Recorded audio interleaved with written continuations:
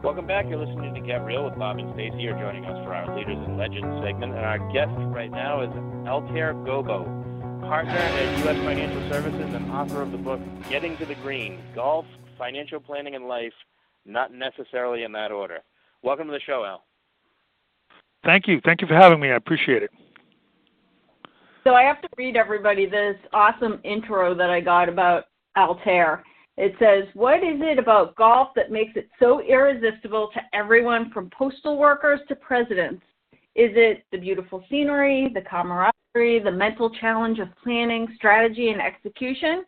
Financial planner and dedicated weekend golfer Altair Gobo has learned that golf is the perfect metaphor for the mental challenges of financial planning. And in his new book, Getting to the Green, Golf, Financial Planning, and Life, Not Necessarily in That Order, Gobo shares entertaining and easy-to-follow lessons based on the game he loves to educate readers to take better control of their financial future. So first, tell us all about the book, Altair. Well, you did a great job there, by the way, Stace, with the interview, with the introduction, rather, and the book really came to light over the last, 10, 15 years. I started playing golf very late in life.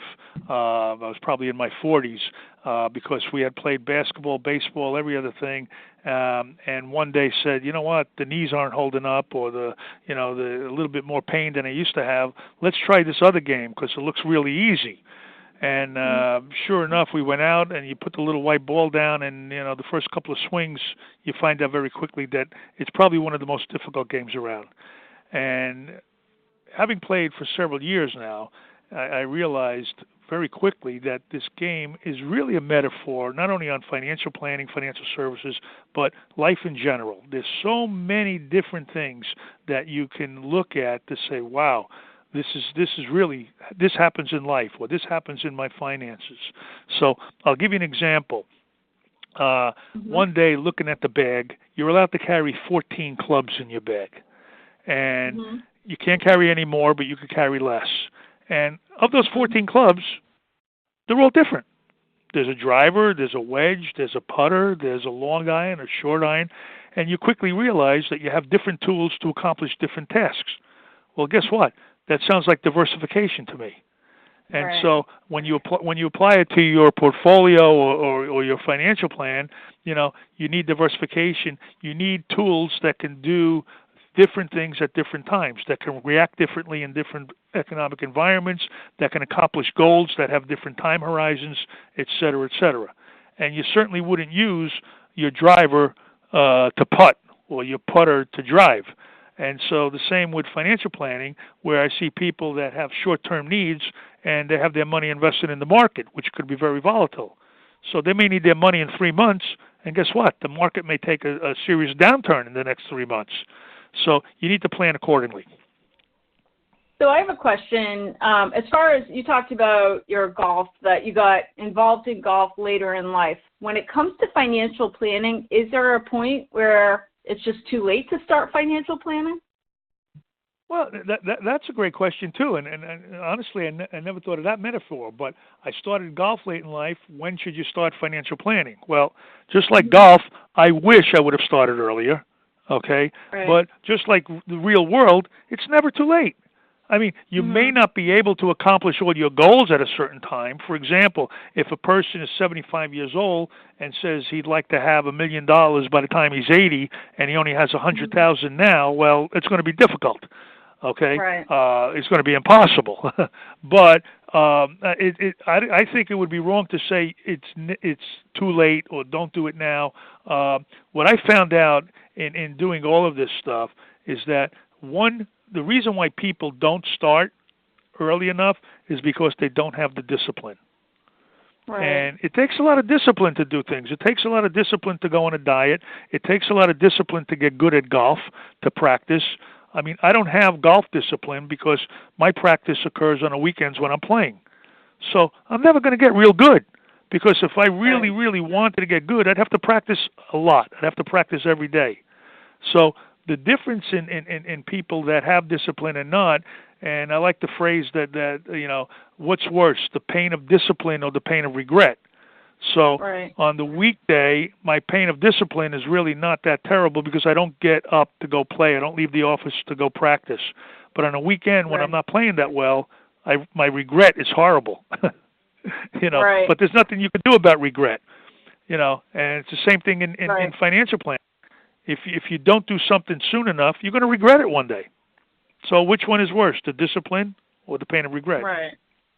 So I'm going to read your book because it makes financial planning interesting, because one of the lessons you talk about is to become a lifelong student of the game.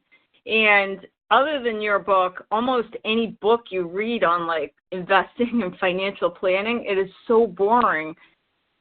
How else can people stay engaged and become a lifelong student? Well, number one, there's different levels of players in golf. Okay, there are. I played with someone last week who was a zero, scratch guy. I mean, and his just watching him is phenomenal. And then the other guys I play with are 12, 15, 20 handicap. So there's different levels, and the same in financial planning and investing. There are different levels. There are people that want to know every single thing, and there are people that really don't want to know anything. And I caution the latter, because you should know something. Become a student, but become a student in the way that's comfortable for you. So when I did this book is meant for people that play golf, don't play golf, for people that have invested, don't invest.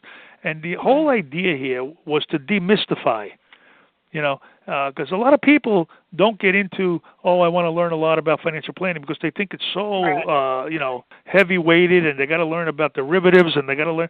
No, you really don't. You need to know the basics. And then once you know the basics, you take it from there.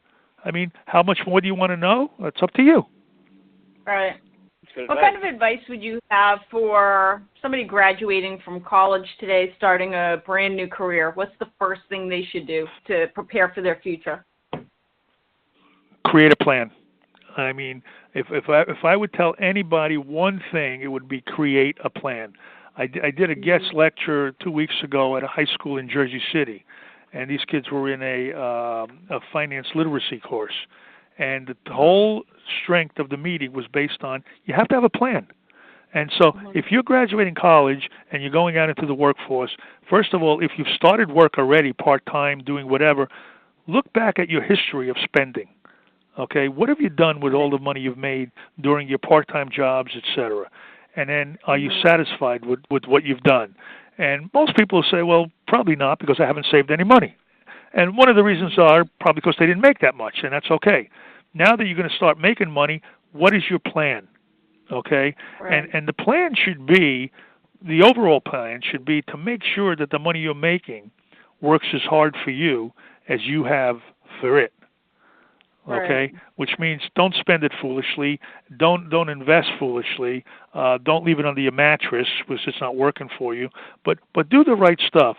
And as important, if not more important, make sure you pay yourself. I mean, it's not all about investing. It's not all about making millions. It's about, quality of life.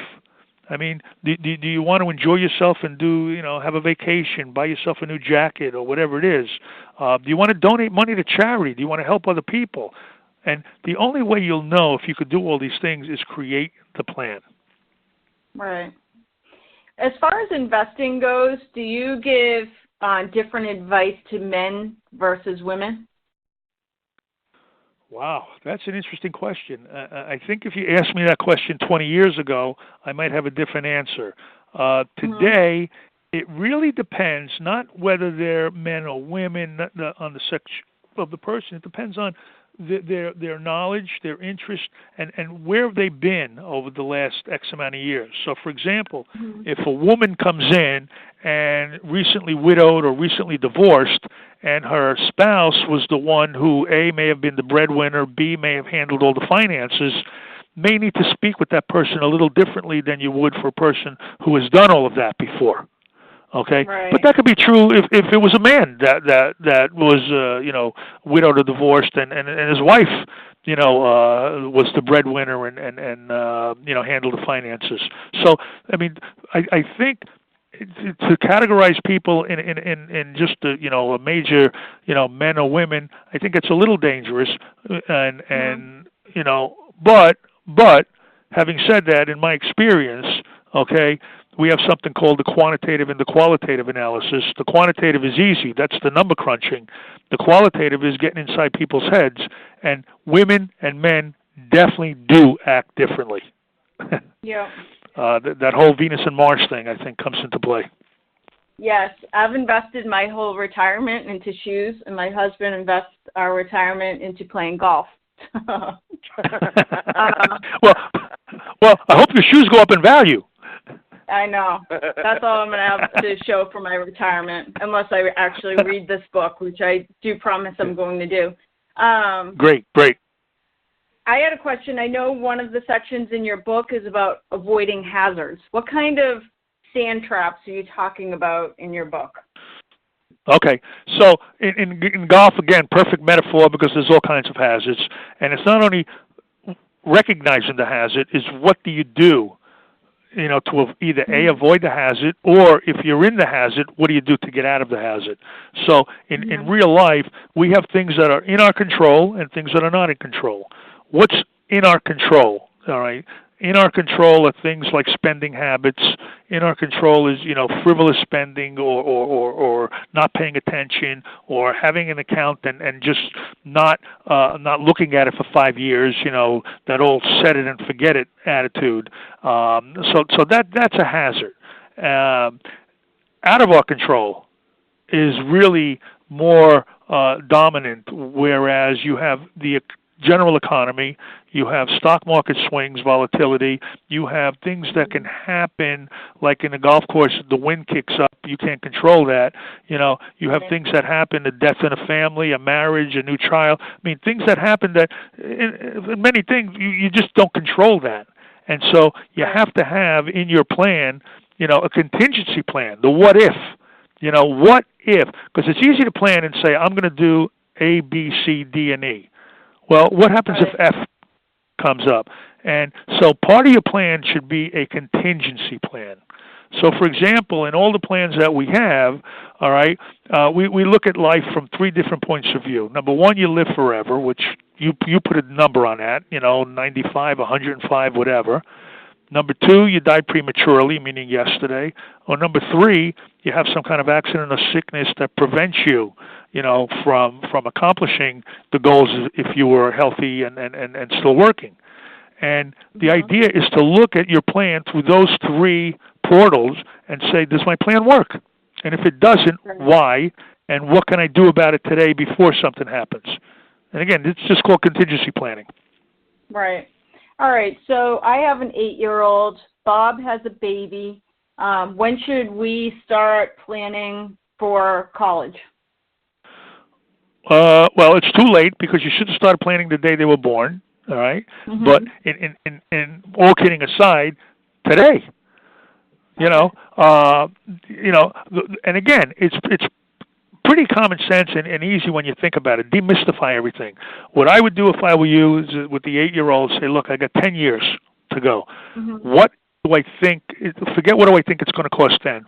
What do I think the college that he would go to is going to cost today? All right? And then you have somebody work the numbers for you and see how much do I have to put away each year to get to that magic number 10 years from now. All right? Mm-hmm. And it's like everything else. You may not be able to do it for whatever reason, but that doesn't mean you shouldn't do anything at all. Right. Okay? Because the kid might get scholarship, there might be financial aid, there might be all these other things, or not, okay? But it's like buying a car. You walk into the dealership and he wants to sell you the highest end car in the showroom, and you can't afford it. You don't say, well, I'm not going to drive. Mm-hmm. You say, well, show me something else.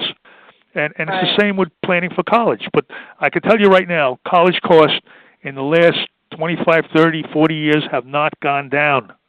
Right. I mean, I sent 2 kids, one to NYU, one to George Washington University, and, you can buy a house for the amount of money that tuition costs. So, and I don't foresee it getting less expensive going forward. So, start planning now. All right, last question. We only have a couple more minutes, and anybody that's just tuning in, we have Altair Gobo.